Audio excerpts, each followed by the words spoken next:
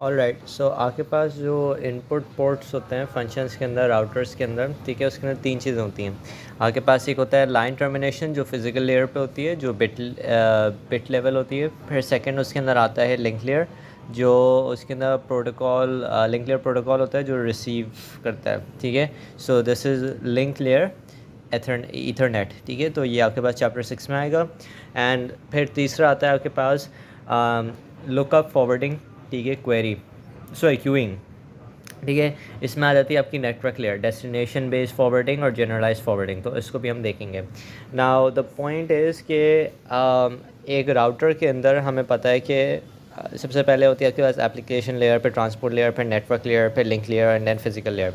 तो पहले की दो लेयर्स तो हो चुकी, राइट। एप्लीकेशन भी होगी, ट्रांसपोर्ट भी होगी। जो नेटवर्क लेयर है उससे ऑनवर्ड्स, यानी नेटवर्क लेयर प्लस आपकी लिंक लेयर प्लस आपकी फ़िज़िकल लेयर, वो तीनों की तीनों यहाँ पे मौजूद होती है। अब हम देखेंगे डेस्टिनेशन बेस्ड फॉरवर्डिंग। सो डेस्टिनेशन बेस्ड फॉरवर्डिंग जो होती है उसके अंदर बहुत सिंपल सी चीज़ होती है। वो ये होती है कि आपके पास एक फॉरवर्डिंग टेबल होता है, उसके अंदर आपके पास एक डेस्टिनेशन रेंज होता है और एक आपके पास लिंक का इंटरफेस होता है। सिंस अभी हम इनपुट पोर्ट की बात कर रहे हैं, तो एज्यूम करो कि हमारे पास कुछ ऐसा डायग्राम है, ठीक है, जिसके अंदर हमारे पास बहुत सारे इनपुट पोर्ट्स हैं। इनपुट पोर्ट्स एज्यूम कर लो कि एक राउटर है, ठीक है, ये एक राउटर है, बीच में उसके अंदर इनपुट जा रही है और वो फिर मुझे बता रही है कि कौन सी आउटपुट राउटर पे, कौन सी दूसरे राउटर पे जाना है, ठीक है। एक राउटर से दूसरे राउटर पे कैसे जाना है, अभी फ़िलहाल ये समझ लो, ठीक है। तो अभी अगर हमारे पास कुछ ये 19 बिट्स, मैंने ये लिखे कि 19 बिट्स के कुछ हैं रैंडम से नंबर्स हैं जो बार बार रिपीट हो रहे हैं, तो मैंने लिखे नहीं उनको। तो 19 बिट्स के कुछ नंबर्स थे, फिर उसके बाद आपके पास आता है 1 0 0 0 0 0 and so on so forth to 19 bits and then some numbers. तो उस अगर ये कोई आईपी एड्रेस इस आईपी एड्रेस पर के बिटवीन आती है, ठीक है, अगर कोई पैकेट आ रहा है और वो इस आईपी, उसका डेस्टिनेशन जो आईपी है वो इस रेंज के अंदर लाई करता है, तो उसको आप लिंक का जो इंटरफेस जो ज़ीरो है वहाँ पे पॉइंट करते हो। So you can imagine this like this कि आपके पास एक राउटर है और राउटर से बहुत सारी लिंक्स आ रही हैं। इसको मैं लिंक 1 कह रहा हूँ, उसको 1 0 कह रहा हूँ, 1 और कह रहा हूँ, उसको 2 कह रहा हूँ। तो अगर ये इस इनपुट पे जो आपके पास एक पैकेट आया, लेट्स अज्यूम ये पैकेट है, और इसकी जो डेस्टिनेशन का जो आईपी एड्रेस है वो इस रेंज के अंदर लाई कर रहा है, तो वो क्या करेगा, वो आप उसको डेस्टिनेशन ज़ीरो पर थ्रो कर दोगे, ठीक है। तो वो आपका पैकेट वहाँ से बाहर निकल जाएगा। सो अगर ये नहीं है आपके पास, अगर ये रेंज नहीं है, तो आप उसको फिर क्या करो, लिंक 1 के थ्रू एग्ज़िट करा दो, ठीक है, या लिंक 1 पर सेंड कर दो। अब अगर हमारे पास सबनेट्स आ जाते हैं, तो सबनेट्स के अंदर ये थोड़ा सा मुश्किल होना शुरू हो जाता है, ठीक है, कि आप इसके अंदर बार बार सबनेट्स की भी आईपीज़ इधर दो, तो आपका वो डेस्टिनेशन बेस्ड जो फॉरवर्डिंग टेबल है वो आपका बहुत ज़्यादा बड़ा होना शुरू हो जाता है। तो हम उसके अंदर यूज़ करते हैं लॉन्गेस्ट प्रीफिक्स मैचिंग, ठीक है। लॉन्गेस्ट प्रीफिक्स मैचिंग के अंदर हम क्या करते हैं, हम बोलते हैं हमारे पास अगेन कुछ 19 बिट्स हैं और फिर यहाँ पे अगर तुम देखो 10, और फिर कुछ हम अपने बिट्स जो हैं वो वाइल्ड कार्ड रख देते हैं। अब वाइल्ड कार्ड का ये सीन है कि अगर वो इस नेटवर्क एड्रेस की रेंज में आएगा तो आप उसको इंटरफेस 0 पे भेज देंगे। अगर वो 1 1 0 0 0 पे और फिर उसके बाद इन वाइल्ड कार्ड्स पे अप्लाई हो रहा है, तो फिर वो आप उसको इंटरफेस 1 पे भेज दोगे and so on so fourth. तो यहाँ पे एक एग्जांपल की हुई है कि अगर हमारे पास कुछ 19 बिट्स हैं और फिर हमारे पास एक पैकेट का जो डेस्टिनेशन आईपी है वो ये आ रही है कि 1 0 1 1 0 1 and so on so fourth. So you can see कि यहाँ पर 1 0, क्योंकि यहाँ पर 1 0 कहीं पे भी नहीं है, सिर्फ 1 0 यहाँ पर है, तो आप इसको डायरेक्टली बोल दोगे ये इंटरफेस 0 पे जा रहा है। अब जो सेकंड एग्जांपल है उसके अंदर आपके पास क्या है, 1 1 0 0 0, और यहाँ पे भी क्या है 1 1 0 0 0। अब 1 1 यहाँ पे भी आ रहा है, 1 1 यहाँ पे भी आ रहा है, तो आप कौन सा चूज़ करोगे, आप इंटरफेस 1 चूज़ करोगे या इंटरफेस 2 चूज़ करोगे? आप इंटरफेस 1 चूज़ करोगे क्योंकि उसकी लॉन्गेस्ट प्रीफिक्स मैचिंग है। इसलिए यही बस चीज़ थी इसके अंदर कि हम सब नेटवर्क्स के अंदर सबनेट्स के अंदर हम लॉन्गेस्ट प्रीफिक्स मैचिंग से हम अपना वो देख रहे होते हैं, सेंड कर रहे होते हैं एड्रेसेस। तो वहाँ पास LLPM, ठीक है, लॉन्गेस्ट प्रीफिक्स मैचिंग के अंदर आपके पास यूज़ हो रही थी कंटेंट एड्रेसेबल मेमोरीज, TCAM। अभी इसने एक्सप्लेन नहीं किया है तो अभी इसको मैं छोड़ रहा हूँ, ठीक है, बट जस्ट रिमेंबर कि कंटेंट एड्रेसेबल क्या करता है, रिट्रीव करता है एड्रेस इन 1 क्लॉक साइकिल, ठीक है। These are for fast lookups. So LPM uses TCAM।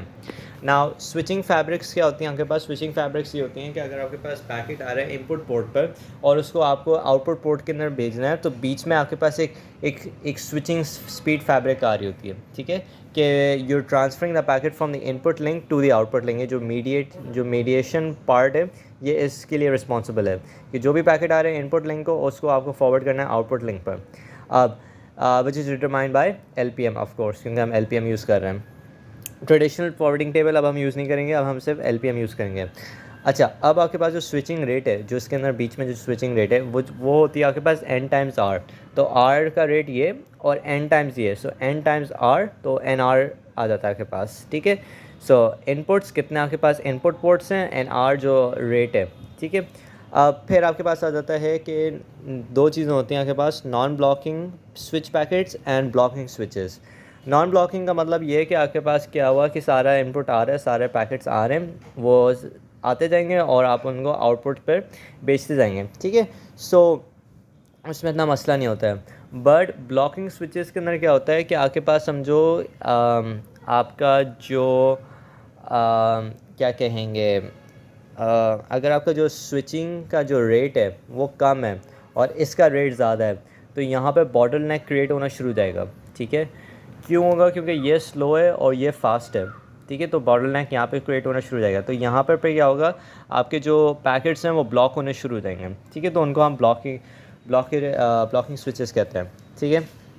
तो मैंने ये लिखा हुआ है कि blocking switches faces packets to be waited on the input port queuing, ठीक है। तो यहाँ पे वो क्यू होने शुरू हो जाएंगे। यहाँ पर जो रेड रीजन होता है, तभी मैंने यहाँ पे क्यूइंग लिखा है, क्योंकि जब आप यहाँ पे आउटपुट पोर्ट के अंदर आएंगे तो you can see that this is just the reverse part of this thing, and यहाँ पे भी पे क्यू आनी शुरू हो जाएगी, तो हम उसको आउटपुट पोर्ट क्यूइंग कहते हैं।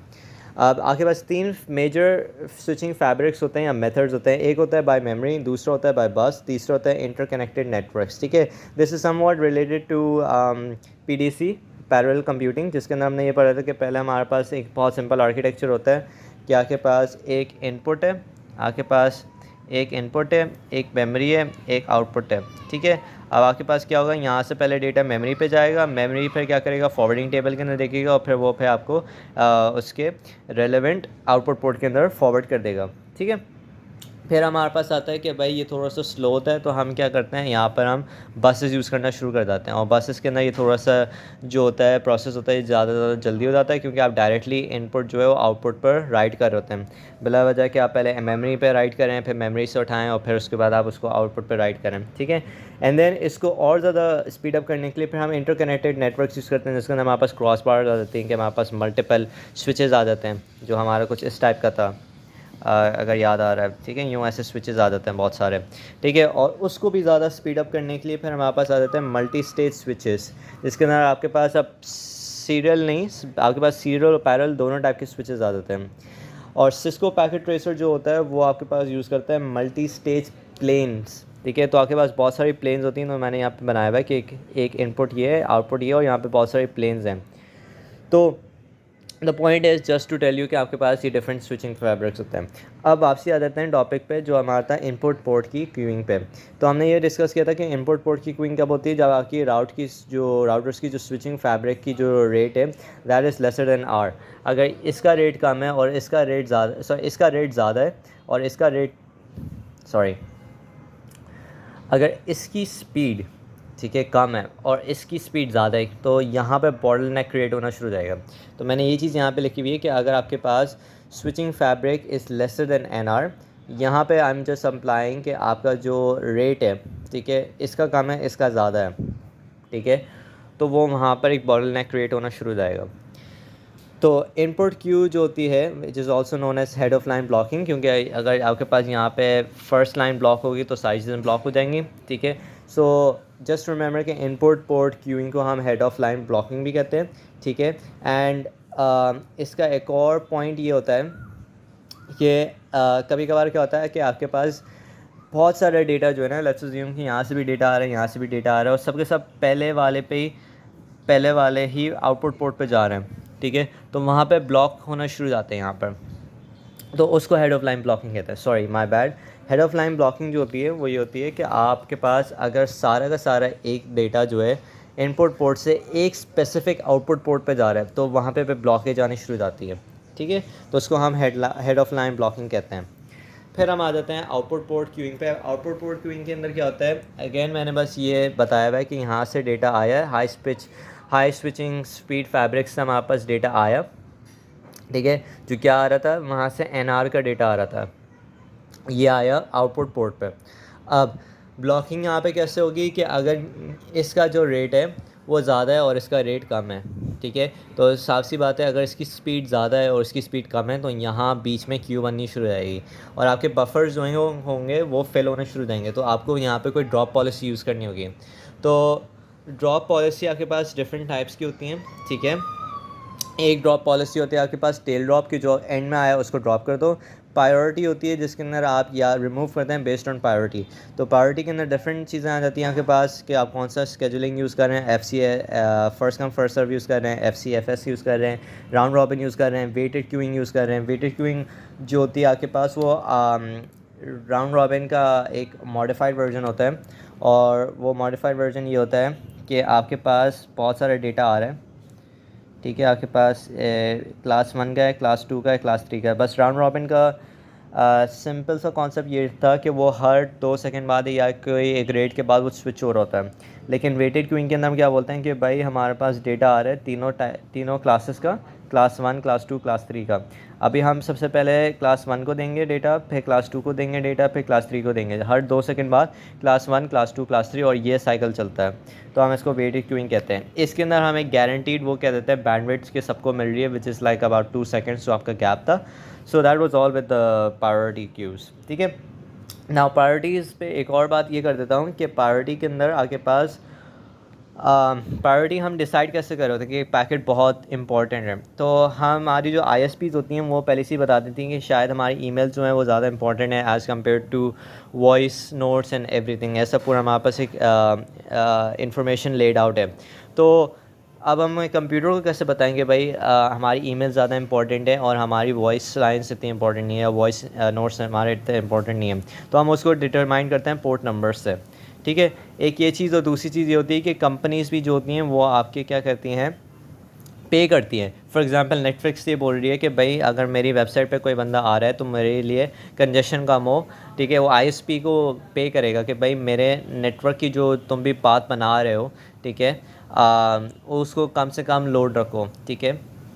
तो you can pay for specified paths, ठीक है। तो कंपनी पे कर सकती है and company can give priority कि भाई कि अगर आप फॉर एग्ज़ाम्पल लेट्स अज्यूम कि अगर आप यूटोरेंट खोल रहे हैं या आप नेटफ्लिक्स खोल रहे हैं तो ISP को आप ज़्यादा पैसे दे सकते हैं कंपनी वाले कि भाई यूटोरेंट देर से खोलना हो, मेरा ज़्यादा जल्दी खोलो क्योंकि मैं तुम्हें ज़्यादा पैसे दे रहा हूँ, तो मेरे लिए डेडिकेटेड पाथ्स बना के रखो, ठीक है।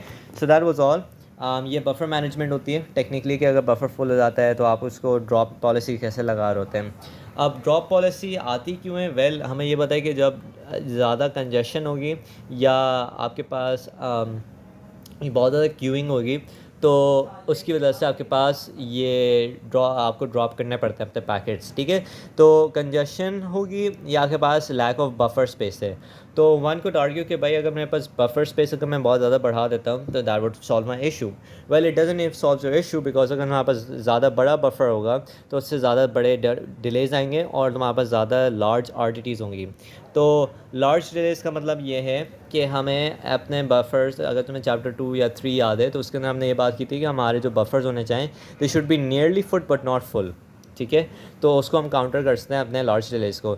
लेकिन लार्ज RTTs का ये होता है कि लार्ज RTTs से सबसे बड़ा मसला ये आएगा कि आपके TCP का जो कनेक्शन है वो बहुत स्लो हो जाएगा।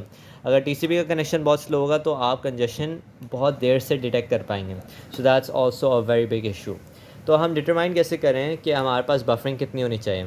उसका रूल ऑफ थंब ये है कि आप अपने पास फॉर्मूला रखो RTT times C is the capacity link divide by root of n and n है हमारे पास कि कितने फ्लोज क्रॉस कर रहे हैं लिंक को। तो ये जो क्रॉस कर रहे थे लिंक को यूँ करके एक एंड देन दो, उनको हम I think so that's the crossing link. इतना ज़्यादा डिटेल है नहीं but if I get to know what is the crossing link then I let you know. Okay so is everything covered? Everything is covered and then abstraction बस यही था कि ये बस एक वापसी आइडिया दे रहा था भाई अराइवल आया, क्यों आया, लिंक आया, पैकेट डिपैच आया, so that's not that important. So that was 4.1 and 4.2 3/4. अभी एक और वीडियो बनाऊंगा उसके अंदर पूरा 4.2 कंप्लीट हो जाएगा.